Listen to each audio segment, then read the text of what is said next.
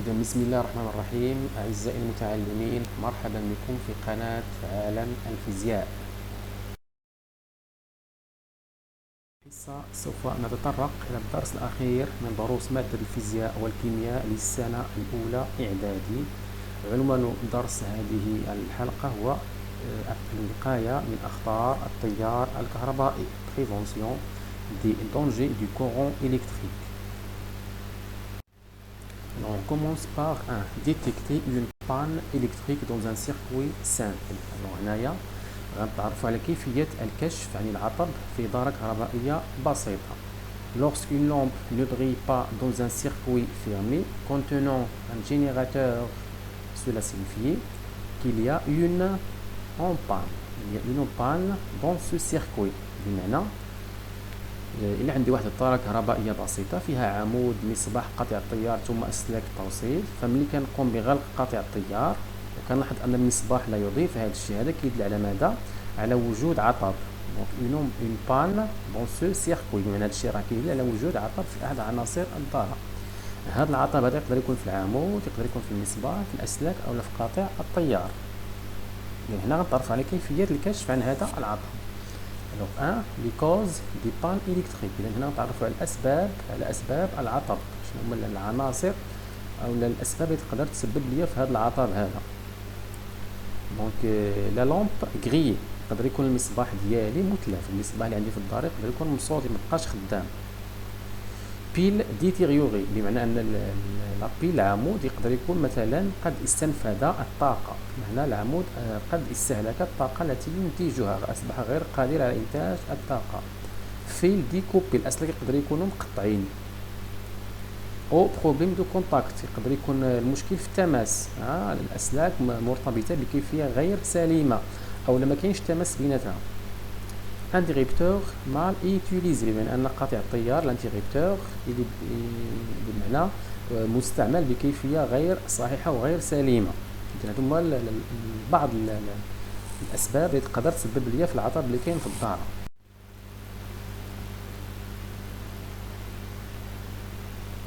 دو كونكلوزيون بور ديتيكتي للكشف او للبحث لا بان هو العطب dans un circuit électrique simple في دارة كهربائية بسيطة. نستعمل une lampe témoignée، نستعمل مصباحا شاهدا. المصباح الشاهد واحد المصباح جديد غير متلف، حنا عارفين واش خدام. une lampe témoignée et on la branche en parallèle، ثم نركبه على التوازي avec chaque élément du circuit، مع كل عنصر من عناصر الدارة. et on observe si la lampe témoignée ne brille pas لا بيل اي طوندوماجي. اذا هنايا شنو كنديروا؟ كناخذوا المصباح الشاهد وكنركبوه على التوازي كيف ما تيوضح لكم الشكل مع العمود. الا اشتغل المصباح الشاهد فهذا الشيء كيعني ان لابان العطب راه ما كاينش في العمود. الا ما اشتغلش ديك الساعه كنقول انا لابان العطب راه كاين في العمود. دوزيام شوز سي لا لامب تيمواني بري ان ريسيبتور qui peut être soit une lampe un interrupteur ou bien un fil est en panne, ça veut dire grillé.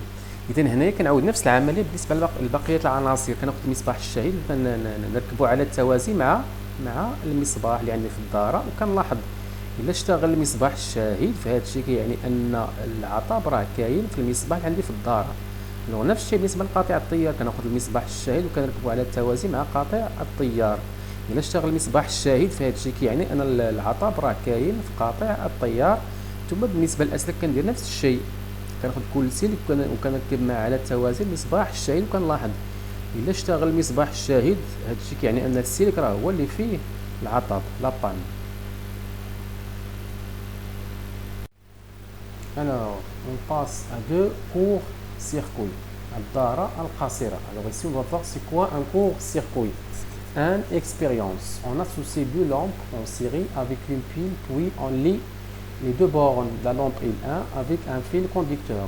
إذا هذه التجربة هذه أنجزنا التركيب الكهربائي A المكون من عمود une pile، قاطع التيار مغلق un interrupteur fermé، مصباحين L1 و L2 مركبين على التوالي، donc deux lampes L1 et L2 en série et bien sûr des fils de connexion. Le deuxième montage, le montage B, nous avons les mêmes éléments précédents. الوغ عندنا نفس العناصر السابقة. شنو درنا هنايا؟ فقط ربطنا مربطي المصباح الواحد باستعمال سلك التوصيل. Alors, qu'est-ce qu'on observe ici? Alors, la première chose pour le montage B, on observe que la lampe L1 s'éteint. إذا نلاحظ أن المصباح L1 ينطفئ. علاش؟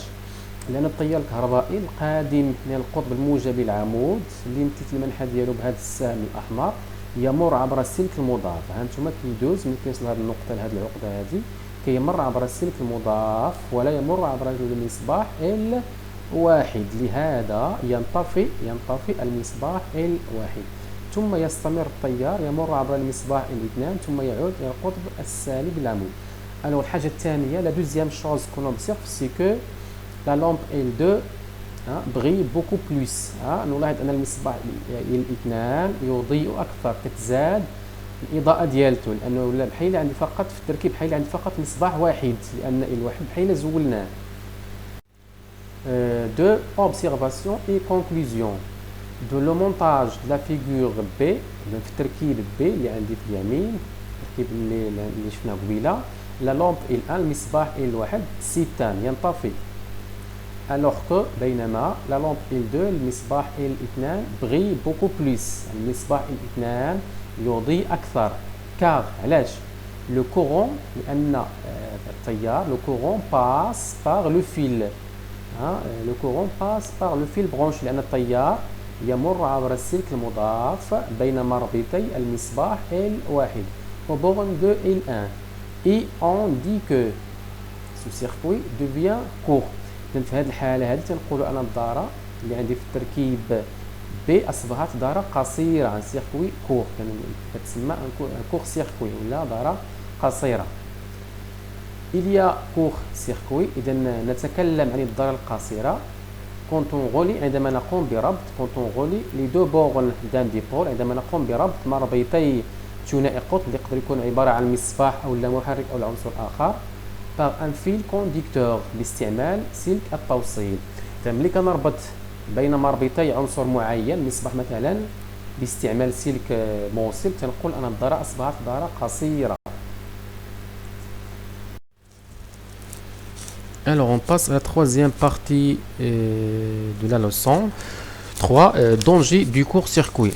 Alors ici on va voir quels sont les dangers d'un court-circuit. هنا غنتعرفوا على ما هي أخطار الدارة القصيرة. Alors un expérience. On réalise un montage constitué d'une lampe en série avec de la laine de fer et une pile puis on court-circuite la lampe. إذا هنايا ننجز دارة كهربائية مكونة من عمود une pile مصباح لا لامب أسلاك التوصيل لي فيل دو كونيكسيون وهنايا عندي لا لين دو فير. لا لين دو فير هي صوف الحديد جيكس. Le deuxième montage, qu'est-ce qu'on a fait? On a court-circuité la lampe. قمنا بتقصير الضرب. قمنا بربطنا بين مربطي المصباح باستعمال سلك التوصيل. Alors هنايا qu'est-ce qu'on observe? Donc on observe deux choses. La première chose c'est que la lampe s'éteint. نلاحظ انطفاء المصباح لأن التيار لا يمر عبره وإنما يمر عبر السلك المضاف. نلاحظ كذلك احتراق قطعة صوف الحديد بسبب ازدياد شدة التيار الكهربائي التي ينتجها العمود. Alors dans observation et interprétation. La laine de fer brûle. إذا شو كنلاحظوا هنايا la première chose la laine de fer brûle بمعنى نلاحظ احتراق قطعة صوف الحديد. La deuxième chose, la lampe ne brille plus. المصباح لا يضيء.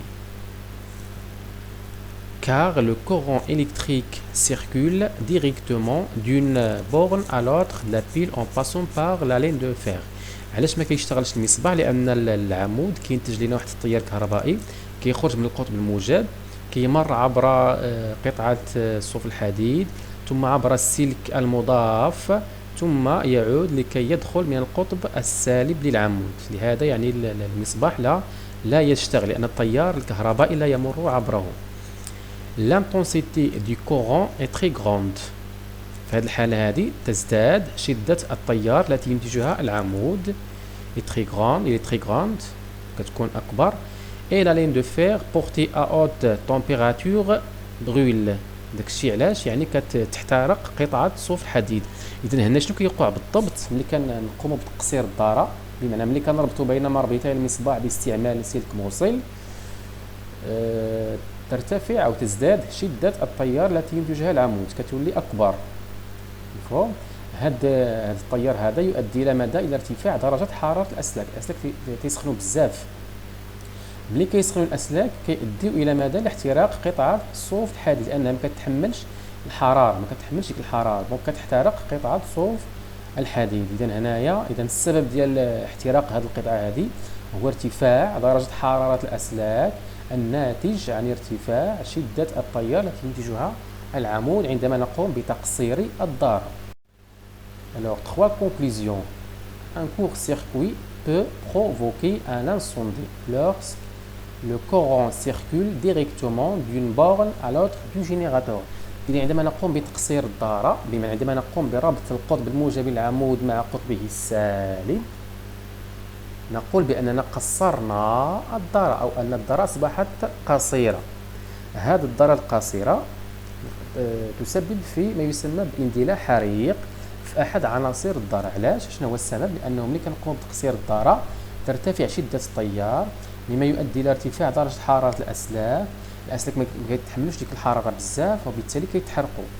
من أخطار الدارة القصيرة هي أنها يمكن أن تسبب في اندلاع حريق انسوندي في أحد عناصر الدارة.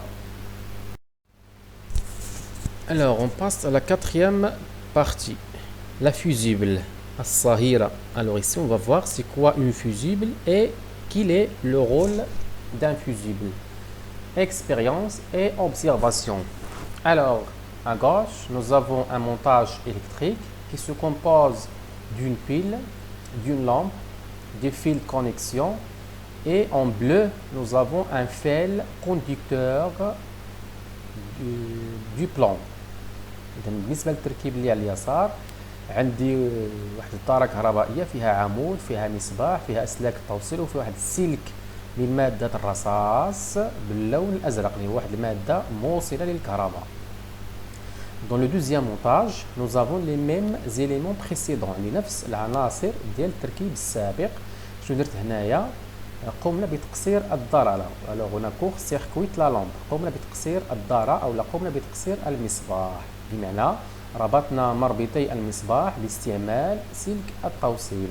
alors ici qu'est-ce qu'on observe؟ شنو كنلاحظوا هنايا؟